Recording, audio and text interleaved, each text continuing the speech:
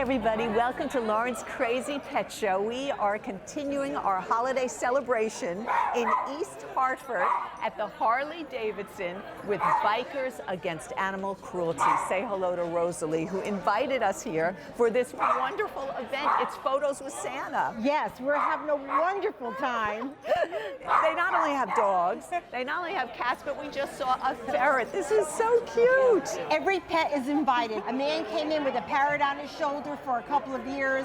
We've had a snake, probably not Santa's favorite, but we welcome every pet. It's a wonderful event. It is so great, and we can't wait to show you this because you will love it. But we want to tell you about our show. We have a wonderful show coming up. We're going to show everybody a wonderful horse sanctuary in Washington, Connecticut. Yes. Unbelievable. They have saved so many horses. We are also going to meet a very special canine from Fairfield, Connecticut, who has a very special mission. And we are going to see some of the supermodels of the wolf world, even though they're really not wolves. So think about that for a second. Okay. But first, here we are. This is so wonderful. There are so many people here, so many dogs, and very hunky Harleys. Yes. It's such a great spot. So this is something you do every year. Yes, we do this every year along with many of our events. In January or February, we do bowling with Bikers Against Animal Cruelty. That's a great one. We have our rally and adoption event in August at the North Haven Fairgrounds. That is our biggest event of the year. So we could get close to 1,000 people that come with their dog. I like the fact that you welcome any dog. Yes. You actually have a dog wrangler that helps. Yes. And if a dog might be a little bit more aggressive, that's okay because you make sure that everything is cleared and they can go straight to Santa. And Santa's been doing a great job. He's been so busy. Wonderful. I know, he hasn't taken a break yet. What is Bikers Against Animal Cruelty? And you don't have to be a biker to join. We are a nonprofit 501c3 agency. We raise money to help offset medical bills for any domestic animal that shows signs of abuse or neglect. And we help to facilitate that animal into a home that really loves it. We supply every animal control agency in Connecticut as well as fosters with food, warm bedding for a dog, and any kind of cleaning supplies. So how did Bikers Against Animal Cruelty get started? In 2007, after the Michael Vick case, where he tortured, abused, and electrocuted dogs, 22 biker friends decided that they would ride to raise money to help these animals. Wow. They were all rescued and they were all rehabilitated except for a couple that had to be put down, unfortunately. But it just shows the spirit of an animal. It was good. And even though it was taught to fight, it was still a beautiful pet, and most of them were rehomed. So from those 22 friends that started it, we grew to over 70. More than half are here. So we're very, very dedicated. And I noticed you had a couple of people who came today that have really helped you as well. One woman sets up a lemonade stand and gives back to you. It's called 3 Boys Lemonade Stand and 3 Boys Hot Chocolate Stand. Stephanie Ray Baba, who lives in New Hartford, and her 3 boys and her husband will set up 2 events for us every year and donates literally thousands of dollars to us. She is such a huge part of her community that when she has these events, the street she lives on is lined with police cars and fire trucks and EMTs. Everybody comes out and everybody just supports her so much. She's a wonderful woman, and she was here today with her boys and brought us bags full of sheets and blankets and towels and money. And this is the kind of support that we have, and this is really what keeps us going. Okay, well, when we come back, because you're going to stay with me here, we have more of our wonderful show, and we're actually going to a place that you will love because you're in rescue, and this is a place that helps really big animals, because I don't think you ever had one here for a picture. It's a horse. Stay tuned. I love horses. Me too. We'll be right back. Thank you. Welcome back, everybody, to Lauren's Crazy Pet Show. We are continuing our holiday, and we're celebrating with Bikers Against Animal Cruelty at a wonderful event. It's at a Harley-Davidson, and we have been watching as they're getting their pictures taken there and seeing some alumni here as well. Yes. Some of the dogs that you helped, like little Ziggy, who's photobombing us. Ziggy was helped by us. We paid his medical bills, and he was very abused and neglected, and we so often never get a chance to see the animal after it's been healed and re-socialized. But this was such a treat for us because not only is he here with us and he's looking adorable, But one of our own members actually adopted him, and that's just puts the icing on the cake for us. And I know that she didn't even know that you had went and paid for the medical bill. She fell in love with the dog, she adopted it, and she brought it home, and then found out later that we had actually paid for all the medical bills. So it was so sweet. That's so great. And in fact, we just visited a wonderful sanctuary for horses where they go above and beyond. It's such a wonderful place. It's in Washington, Connecticut. So let's take a look. Okay. So this is Thunder. Isn't he gorgeous? No, he is not a dog or a cat. He's a horse, but he is looking for a home. And we are here at a wonderful horse sanctuary and rescue. It's called Horse of Connecticut. Here is the founder, Patty, who is really a horse whisperer. Look at you. No. She really is. Not even close, Oh, but okay. it's a magical place. It's in Washington, Connecticut. And we are so happy to be here because we want to spread the word and we want to find some homes for some of your wonderful babies that are here. Thunder has a really interesting story. We're going to get to that in a moment. But first, I want people to know about you. I mean, you've been here for a very long time. We've been at this farm for 24 years, but we've been actually rescuing horses for 38 years. We've rescued over 700 horses and ponies and placed them up for adoption. And many of the horses you find in horrible situations. Yep. Sad to say. And what I love is that you then rehabilitate many of them. Right. And they are fine to go to homes. Some will not go to homes. How does that work? Well, it depends on the horse's age and what's wrong with them. I mean, some that have broken bones and that type of thing, they may not ever be ridden again. But And some of them do get Max, placed. Right. Who was absolutely gorgeous. But yeah, he's a 31-year-old and he was going to go to auction because he was no longer rideable. He's going to retire here until he passes, and that's the way it should be. And he lives his life here. Right. He's got his girlfriend, he's got his grass out in his field, and he gets fed his grain 3 times a day, and he's a happy man, yeah. Now, Thunder has a really interesting story. Yeah, he does. When I got the call about Thunder about a year ago, he had not only been struck by lightning, his owner had died in front of him, and his owner was only 50 years old. His human owner had died in front of him. He had gone through an electric fence after that and cut his legs up. So by the time we got him, he had neurological damage. He had a hole in his head from where the lightning went through his body and burned his face. He lost sight in his left eye. It took a lot of work between vets, farriers, chiropractor and acupuncture, that kind of thing. We did everything to him. He's back to 95% sound. So now he's looking for somebody who wants a beautiful riding horse that does trails and can do ring work. And he's beautiful too, and he's very affectionate. And I noticed that really all of your horses are pretty affectionate, and many come when they're called. Yeah, well, better than my dog. They've got a good life here. We were lucky today because we got to see them being shooed. Shod, yep, and we also had the vet. They're being shod with the farrier, and then we saw the dentist, the horse dentist. That was so funny. So he puts a tool in their mouth, just like our dentist. It's called a speculum, and they open their mouth with it, so he can get his arm up there, and then he's got his float, which is a metal, tool. And you have ponies too. Yeah, we have a mini that's 32 inches to Thunder's 18 hands. He's a big enough guy, but then we have Duke, who's our resident Belgian, who's 19 hands. And we have met Duke, and we have met Fiona, and they also have an interesting story. Yes, Duke was a world champion driving horse. He had a bad surgery. It's called epilotic flap. They actually cut it out instead of cutting it open. So his food and his water can go through back into his lungs. So he lost a lot of weight, and the people that bought him and brought him out to Connecticut were going to have him euthanized because they didn't know what to do for him. So their vet called me. The next day when I went and picked him up, I brought him home, and he went to go get water out of the tub. And as I'm watching him, the water's coming out of his nose as fast as he's drinking it. So I was like, oh my God, I know what's going on. We had to change everything he has. So his hay bags, his hay rack, his grain, his water, everything is shoulder height, so he doesn't have to lean down to suck it up. Wow. And he gained over 650 pounds. Unbelievable. And his girlfriend, Fiona? His girlfriend, Fiona, is one of Secretariat's great-granddaughters. By the time we got her as a 6-year-old, she had already, they tried to breed her, so they tied her 4 legs together. When she acted out, she broke all 4 of her ankles. They were trying to ride her in a Western saddle, which thoroughbreds have a very high withers to begin with, and she was thin by that time. So they actually had an opening in her spine, and it went down into her spinal cord. She had an infection in her spinal cord. She had severe heaves. We weren't sure what was going on with her lungs. We knew something else was going on, but by the time we got her, she was so bad that I didn't think she was going to make it. So we brought her home. We started her all over on the feed regiment. We wormed her, vet and the farrier. Everybody came out and worked on her immediately. We had all kinds of tests and everything done. She actually has a fatal lung disease called multinodule pulmonary fibrosis. bronchitis is what it's called, but she has fibroids in both her lungs. She has less than 20% of her lung function, and most winters the vet will tell us that she's not going to make it another year, but she always pulls through. For the last 6 years she's been here,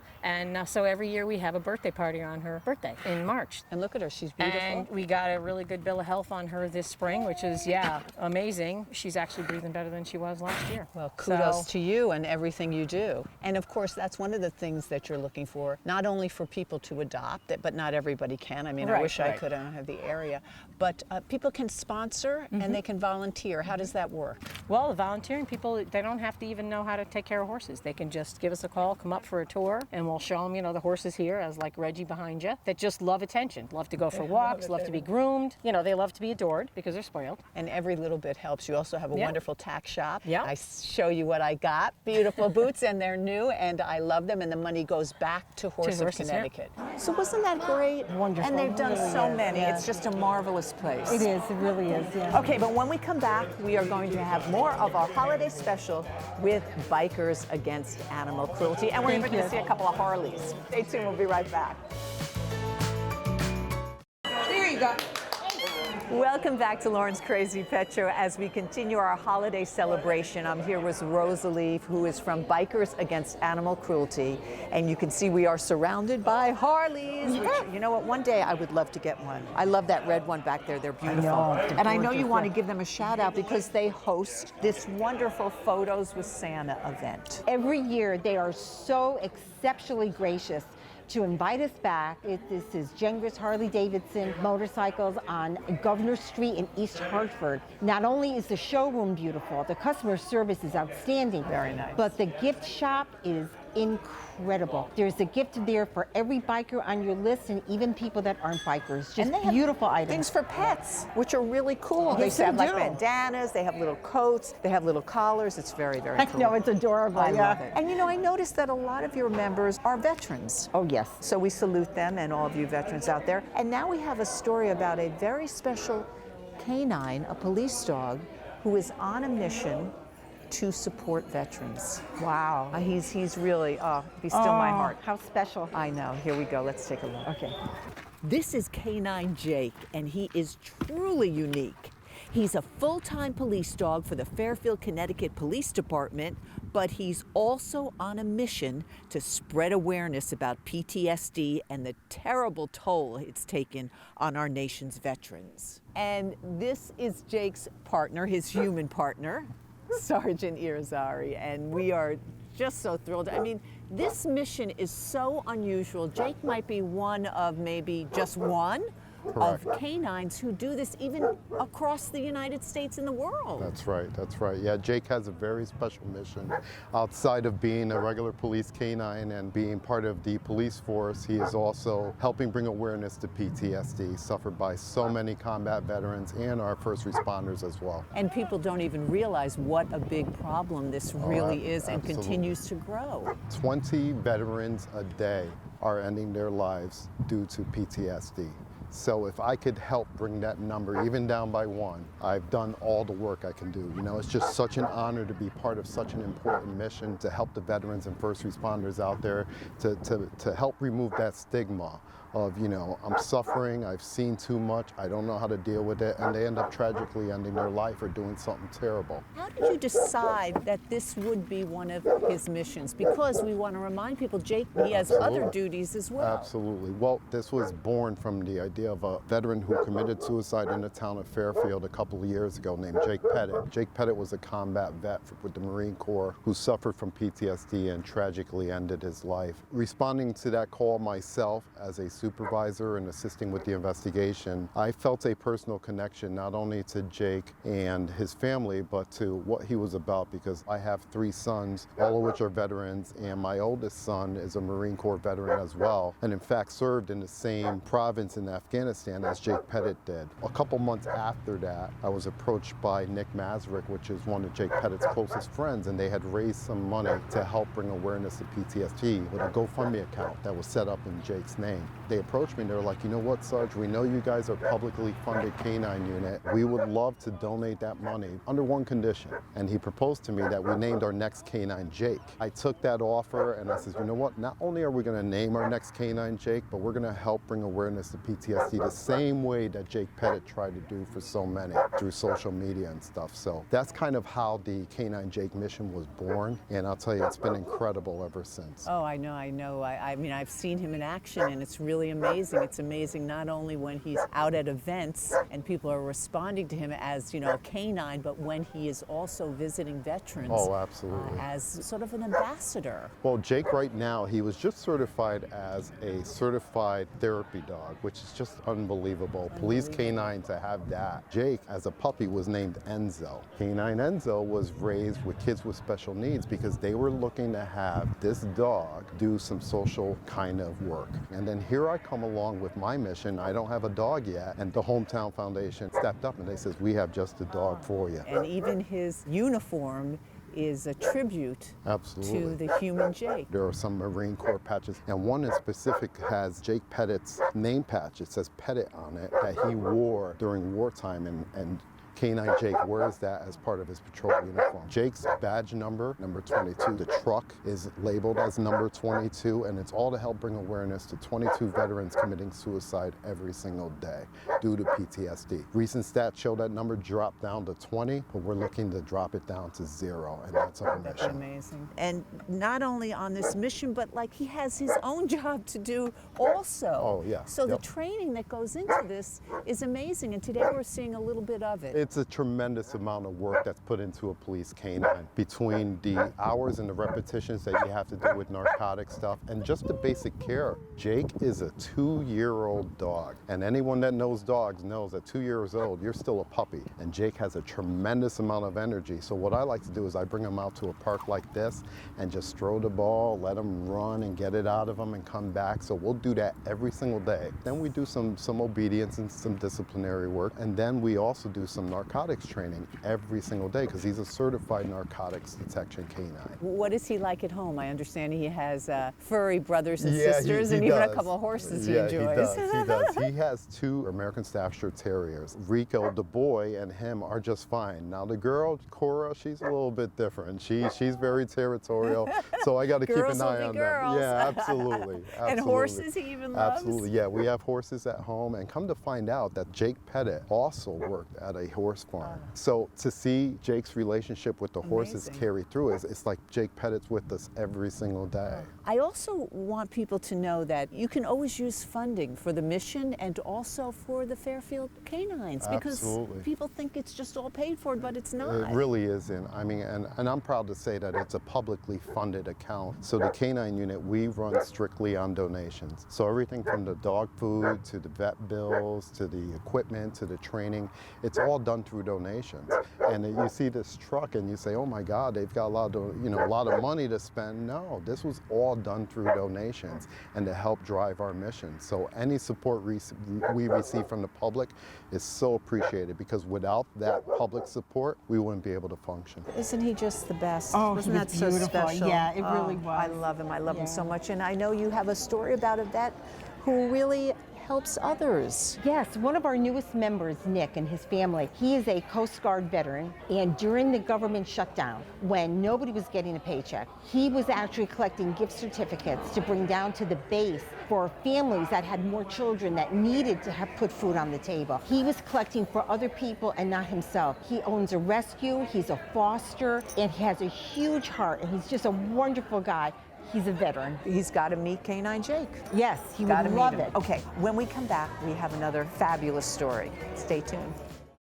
Welcome back to Lauren's Crazy Pet Show. Look, we have a guest, you know, Rosalie, who's been such a wonderful host. And now we have Denise and her kitty, yes, her kitty Pooh, who's come here for the first time, you said, for her photo with Santa, which is very good, I might add. Oh, thank you. And she's very well behaved. I used to bathe her when she was a baby. Oh. I walked her on a leash when she was a baby.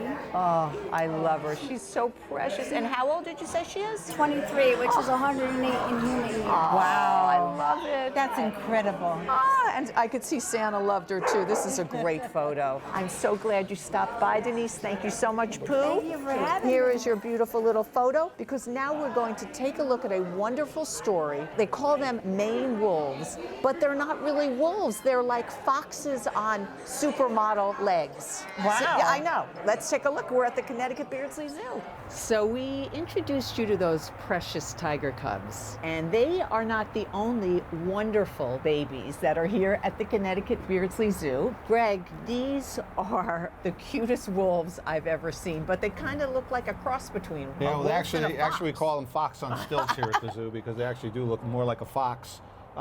And they're actually not really a wolf either. They're really their own species. But they're called But they're Maine called wolf? maned wolves, M-A-N-E-D, not maned like from the state of Maine. Okay. Because if you look at them, and especially the adults, you can see that black strip that runs from the head back toward the tail. And when they get excited, they lift that up. So it also looks like a Wow. horse's mane. That's why And they they call have like maned wolves. long legs, like a supermodel, or almost like a coyote. They do really, like right? supermodel. I like that. But then the reason they have those long legs, these are animals that live in the grasslands of South America, in the Okay. pampas regions. And those tall legs get them to get above the grasses to be able to see better. I see. So that's why they're so tall. They also have a tremendous hearing. You can see those big ears. They can hear very well. Oh, they look like fox ears, yeah. Exactly. And they have a very pungent smell, which We couldn't smell it we're though. upwind of them right now, so not too much of a deal.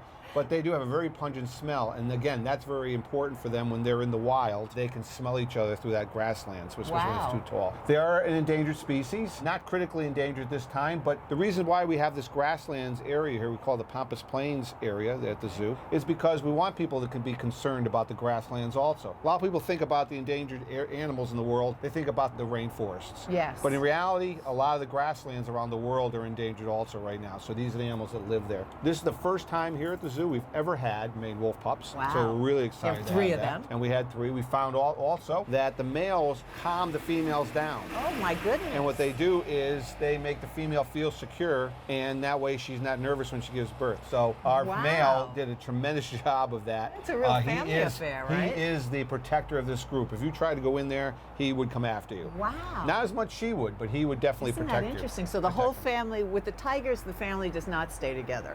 But here with the wolves, they do. They do stay together, exactly. And they'll stay together until the pups, again, get to breeding age, and then they'll move off to find their own groups. They're not a pack animal like gray Okay. wolves are. And so everybody can come to the Connecticut Beardsley Zoo and see them. They're so cute. And they can find out more about you on your Facebook page. Facebook page and on our website. It's wonderful. Congratulations. Yeah, This these- place is a fertile place here. This year it's been very, very, very good. It's terrific. It's really And here wonderful. comes everybody to say hello. And everybody's here. Wow, this is great.